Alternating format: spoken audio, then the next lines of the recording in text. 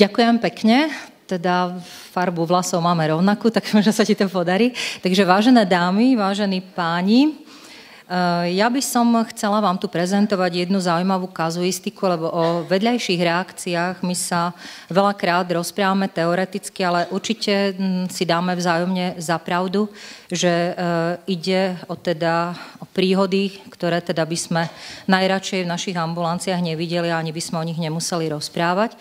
Ale v každom prípade si treba uvedomiť mnoho základných skutočností a to je to, že čokoľvek, čo sa vyskytne po očkovaní v časovej súvislosti, ako je tu uvedené, je hodnotené v prvom rade ako vedľajšia príhoda, ale neznamená to automaticky, že ide o nežiaducu reakciu na nejakú konkrétnu vakcínu. Samozrejme, závažné sú neočakávané príhody po očkovaní a teda aj závažné nežiaduce príhody, ktoré vyžadujú hospitalizáciu alebo ktoré samozrejme patria medzi ťažký stupeň reakcií, ktorých sa bojíme, ale vyskytujú sa naozaj veľmi, veľmi zriedkavo, ale aj napriek tomu ich všetci máme v pamäti. Tu by som chcela teda prezentovať jednu kazuistiku nie tak dávnu z našej nemocnice. Išlo o 18-mesačného chlapčeka, ktorý nemal súrodencov, bol z prvej fyziologickej gravidity, vážnejšie chorý nebol. V podstate zdravé dieťa, ktoré príde na naše ambulancie v rámci očkovaní, s tým, že absolvovalo v stredu očkovanie MMR vakcínou vo veku 18 mesiacov, čiže hranične podľa očkovacieho kalendára. Približne týždeň predtým prebiehala mierna respiračná infekcia, bol liečený symptomaticky, s tým, že ako pokračuje deň 1, vo štvrtok, ako klasické 1,5-ročné dieťa behalo, pri behaní zakopol, spadol na záhlavie, na chrbátik, udrel si samozrejme occipitálnu oblasť, bol bez poruchy vedomia, nemal žiadne ťažkosti, nezvracal, po obede išiel spať, avšak o 2 hodiny sa prihodilo to, že teda rodičia spozorovali slabosť ľavej polovice tela a to v tom zmysle, že chlapček sa nepostavil, nevedel ani stať na ľavej nôžke, ktorá bola úplne slabá, nevedel sedieť, takisto pri plači si všimli pokles ľavého ústneho kútika, neboli prítomné krče, odmerali mu teplotu dieťa nemalo, udávali akoby neprimerané správanie, ale v tom zmysle, že vlastne on bol nespokojný z toho, aký má klinický stav. Bol samozrejme prijatý na detské oddelenie s ľavostrannou hemiparézou, s centrálnou parézou nervi facialis vľavo. Realizovalo sa CT vyšetrenie, kde neboli prítomné žiadne traumatické zmeny.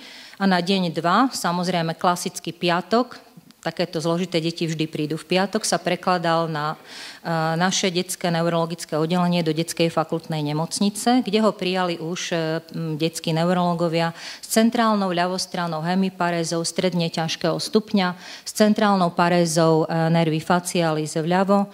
Ordinovaná bola samozrejme v rámci DIF-DG, teda diferenciálnej diagnostiky, ak myslíme na herpetickú meningoencefalitídu, bol acyklovír, ceftriaxon, DIF-DG v rámci neuroboreliózy až do teda likvorového vyšetrenia. Realizoval sa likvor, ktorý bol ale biochemický, cytologicky bol negatívny, mikrobiologicky rýchle aglutinačné metódy takisto nepotvrdili bakteriový agent, odobrané boli serológie.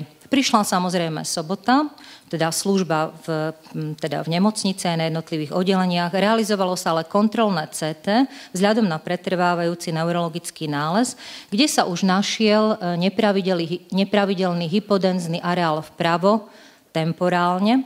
Čo bolo veľmi zaujímavé, a to popisovali rentgenologovia, teda ide o popis v CT náleze, že teda oni uvažovali, a to vzhľadom na anamnézu, o postvakcinačnej zápalovej etiológii, čo bolo zaujímavé v zmysle ale lokálnej cerebritídy, čo my ako infektológovia si nevieme celkom predstaviť lokálnu cerebritídu, ale samozrejme bola tam aj poznámka, že podobný vzhľad i charakter môžu mať menej pravdepodobné subakútne ischemické zmeny v teritóriu arteria cerebri media vpravo.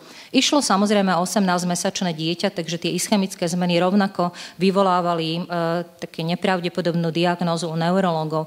Nasledovala nedeľa a na základe tohto CT podrobného nálezu o uvažovaní otázka rodičov bola jednoznačná a vieme, že určite odpoveď všetkých zdravotníkov, vrátane lekárov, sestier, bola takisto jednoznačná.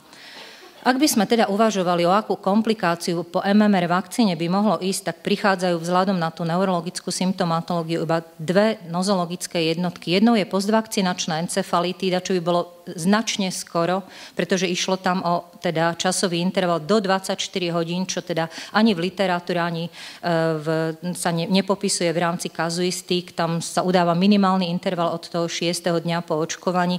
Samozrejme boli skôr prítomné topické neurologické prejavy, neboli to prejavy typickej encefalitídy.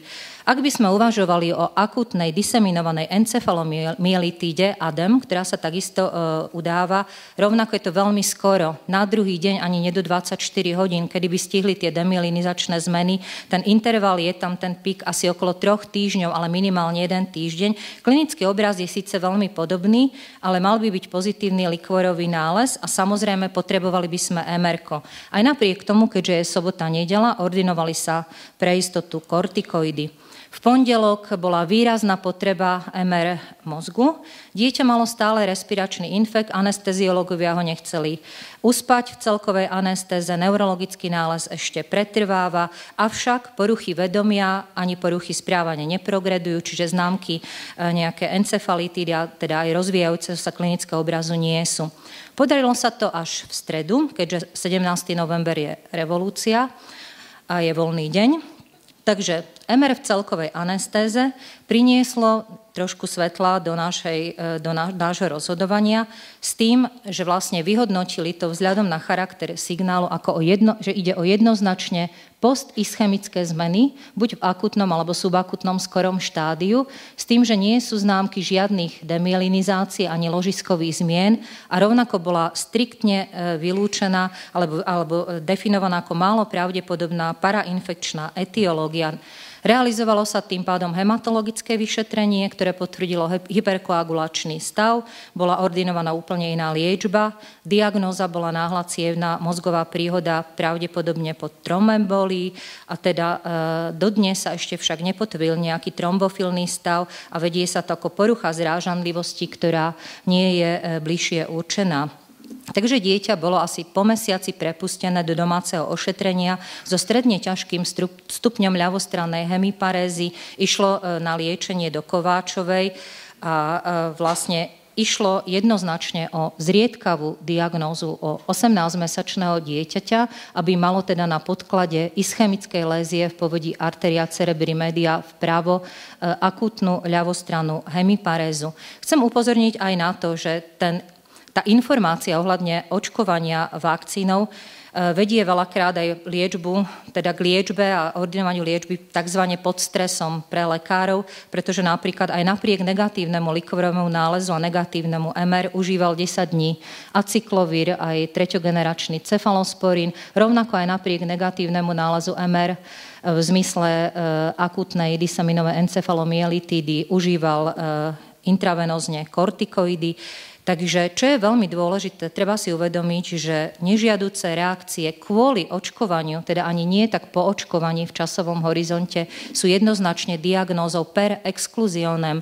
Teda ak vylúčim všetko iné, môžem naozaj podať alebo poslať takúto správu, pretože odoslaná správa už u prijímateľa sa vymazať naozaj dá veľmi ťažko. Ďakujem pekne za pozornosť.